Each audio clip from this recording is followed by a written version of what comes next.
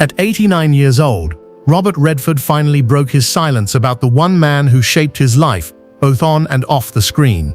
Paul Newman. For decades, fans speculated about the truth behind their legendary partnership. Were they rivals? Were they friends? Or was there something deeper Hollywood never told us? What Redford revealed shocked everyone, not because of scandal, but because it exposed a rare kind of bond that outlasted fame, money, and even death. And it raises a question few expected.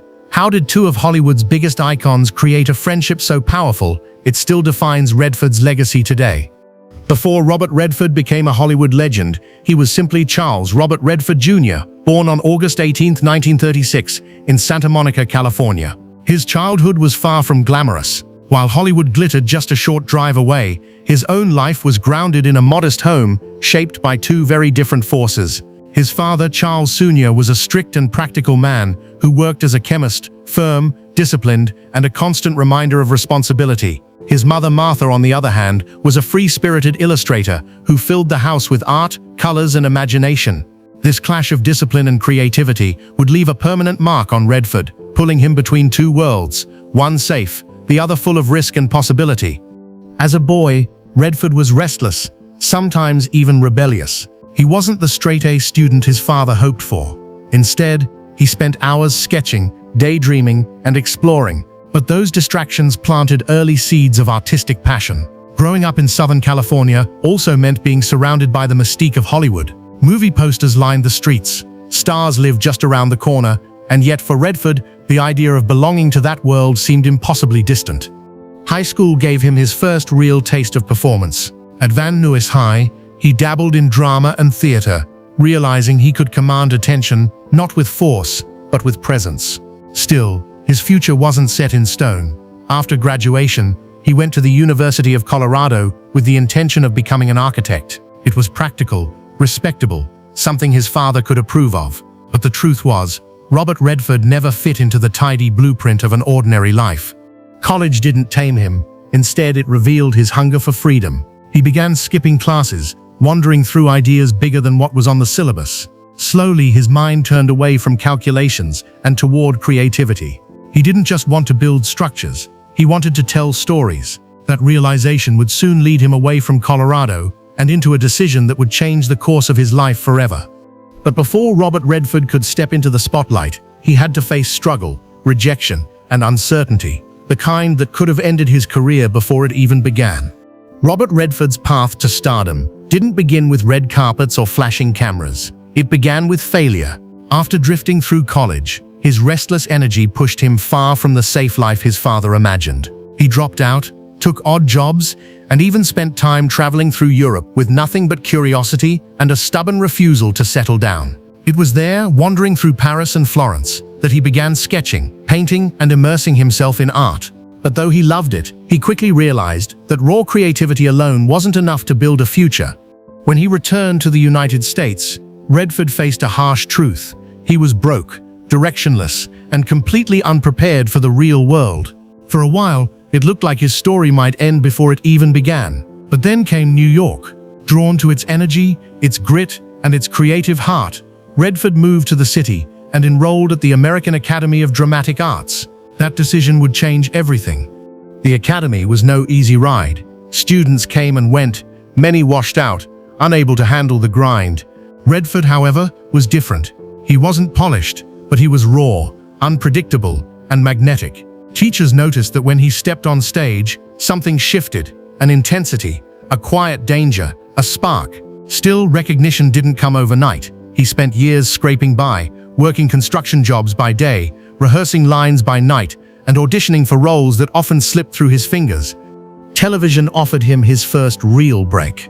In the late 1950s and early 60s, Redford began landing small parts in popular shows. They weren't glamorous. Sometimes he was just the soldier, the cowboy, or the extra with two lines. But to him, each role was fuel. Each chance was proof that maybe, just maybe, this gamble could pay off. The struggle defined him. It gave him grit, and it taught him something crucial. Survival in Hollywood wasn't about talent alone. It was about resilience, timing, and seizing the one opportunity that could change everything. That opportunity came in 1969, with a film that not only made Robert Redford a household name, but also introduced him to the man who would forever alter the course of his life, Paul Newman. In 1969, Robert Redford's life changed forever with a single film, Butch Cassidy and the Sundance Kid. Hollywood had taken notice of him before, but this was different. Cast alongside Paul Newman, already one of the most admired actors in the world, Redford was suddenly thrust into the spotlight. Many thought Newman's star power would overshadow him. Instead, what happened was pure cinematic magic. The chemistry between the two men was instant and undeniable. On screen, they were outlaws, rebellious, charming, and unpredictable. Off-screen, they became something far more important, equals. Redford later admitted there was no need for forced rehearsals or artificial bonding. They simply understood each other. Their banter flowed, their timing matched perfectly, and the trust between them created performances that felt alive, not scripted. Butch Cassidy and the Sundance Kid wasn't just a hit, it was a cultural phenomenon. Redford's role as Sundance gave birth to a new kind of American hero, one who wasn't flawless but layered, rugged, witty, a little dangerous, yet somehow deeply relatable. Audiences were hooked, and Redford's career catapulted overnight. But the real story wasn't just about fame, it was about the bond forming behind the camera. While most of Hollywood thrived on competition, Redford and Newman operated differently. They pushed each other, yes, but not out of rivalry. Their respect ran too deep for that. Instead, each scene became a kind of game. How far could they elevate each other? How sharp could they make the dialogue? How real could they make the moment? 4 years later, they reunited for The Sting in 1973, proving lightning really can strike twice. Once again, their partnership pulled in massive audiences and earned critical acclaim. But to Redford, what mattered most wasn't the awards or the box office. It was the ease, the trust, and the rare friendship he had found in Newman. Hollywood is notorious for shallow alliances, but what Redford and Newman shared was different. It was the kind of unspoken connection most actors spend a lifetime chasing and never find, and it was only just beginning. Because as Redford's fame exploded, he would soon face the challenge of reinventing himself, not just as an actor, but as a storyteller, risk-taker, and pioneer. If you're loving these untold Hollywood stories, hit subscribe so you don't miss the next one. By the mid-1970s, Robert Redford was no longer the underdog struggling for roles. He was one of Hollywood's most bankable stars. Movies like The Sting, 1973, and All the President's Men, 1976, didn't just entertain audiences, they defined a generation. Redford had mastered something rare. He wasn't just a heartthrob, he was an actor who made people think. His characters weren't glossy heroes, they were layered, flawed, and reflective of a restless America searching for truth. But fame never satisfied him. Where most actors rode the wave of stardom, Redford wanted more than leading roles. He wanted control over the stories being told. In 1980, he shocked Hollywood by stepping behind the camera with ordinary people. Nobody expected the movie to succeed, least of all from a first-time director. Yet it became one of the most acclaimed films of the decade, winning the Academy Award for Best Picture and earning Redford an Oscar for Best Director. In that moment, he proved he wasn't just a star, he was a storyteller. Still, he wasn't done reinventing himself. Redford had seen firsthand how the Hollywood machine overlooked independent voices, the dreamers who couldn't afford the system's high costs. So, he created something new, the Sundance Institute, in 1980. What began as a small project in Utah grew into the Sundance Film Festival, which today is the global capital of independent cinema. Careers were launched there, and movies that would have never been made suddenly found an audience. Redford didn't just thrive in Hollywood, he reshaped it. This willingness to take risks became his signature. Whether starring in the romantic epic Out of Africa 1985 or diving into socially conscious directing projects, Redford kept defying the box Hollywood tried to put him in. Every role, every decision, carried one message. He wouldn't play safe, not with fame, not with art, and not with life. But for all the accolades, there was a hidden side to his story. A personal life marked by love, heartbreak, and quiet tragedy. And behind the image of the golden movie star was a man grappling with loss that no award could ever mend. While Robert Redford's career soared, his personal life told a far more complicated story. In 1958, long before he was a household name, Redford married Lola Van Wagenen, a history student he'd fallen for while still trying to find his place in the world. Their marriage wasn't flashy, And it wasn't meant for Hollywood headlines. It was quiet, deeply personal, and for years the foundation of his life. Together, they had 4 children, but tragedy struck almost immediately. Their firstborn, Scott, died at just 2.5 months old from sudden infant death syndrome. For Redford, it was a wound that never fully healed. The pain of losing a child so early left scars that shaped how he viewed family, fame, and even the fragile nature of life itself.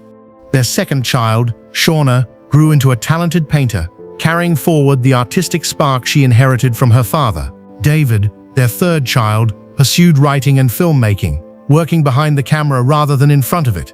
But in 2020, heartbreak struck again. David passed away at the age of 58 after battling cancer. Once more, Redford faced the kind of loss that fame, money, or success could never soften. Their youngest, Amy, took to the screen and stage, forging her own career as an actress, director, and producer.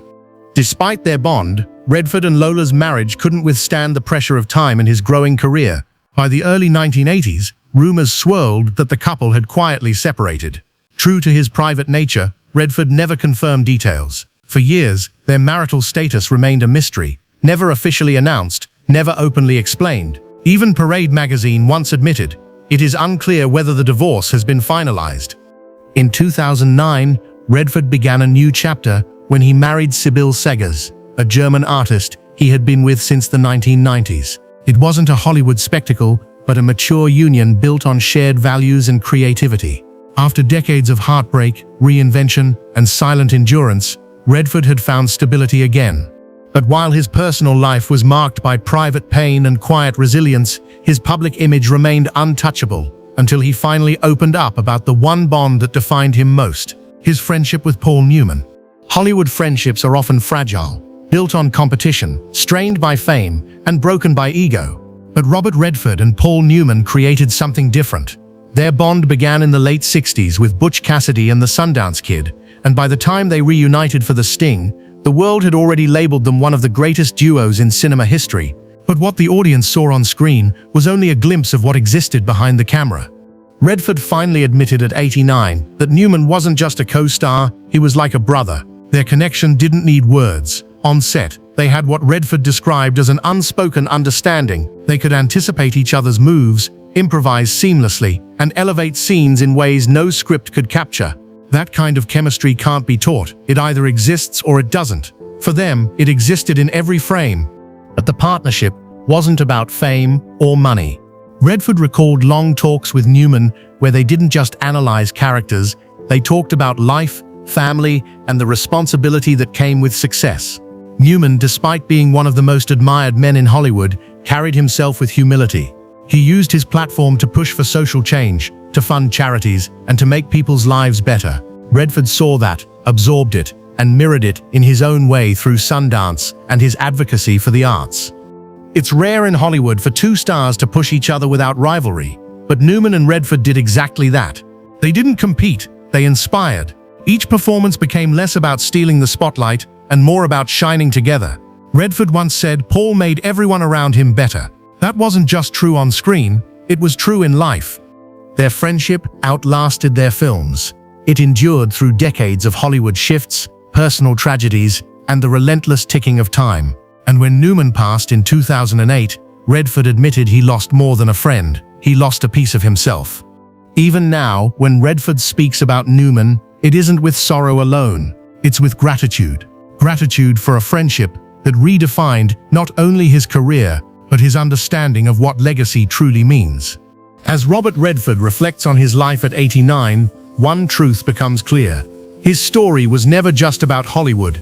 Yes, he was the golden boy of the 70s, the star who could command audiences with a glance, the director who shocked everyone by winning an Oscar on his first try. But beneath the fame, beneath the glamour, there was always something deeper at work, the search for meaning. The loss of his first child, the quiet struggles within his marriage, the reinvention of himself through Sundance, all of it shaped a man who refused to let the spotlight define him. Redford carved out his own space, one where art mattered more than ego, and where legacy wasn't built on wealth or power, but on what you leave behind for others. And then there was Paul Newman. Their friendship was more than a Hollywood partnership. It was proof that even in a world driven by competition, true brotherhood could exist. Together, they didn't just make movies, they created moments that became part of cultural history. Newman once said, "You can only be as good as the person you're acting with," and Redford embodied that lesson. Their bond was a reminder that greatness often comes not from standing alone, but from standing side by side.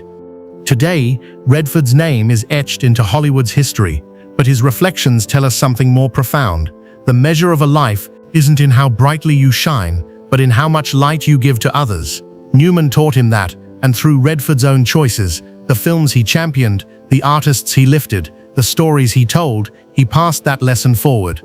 So as the credits roll on his career, the question lingers for all of us. In a world obsessed with fame and recognition, what really makes a life legendary? Is it the awards, the applause, the box office numbers? Or is it the friendships you nurture, the people you inspire, and the legacy of kindness you leave behind? For Robert Redford, the answer is clear, and maybe that's the final revelation, that the greatest story he ever told wasn't on film. It was the life he lived.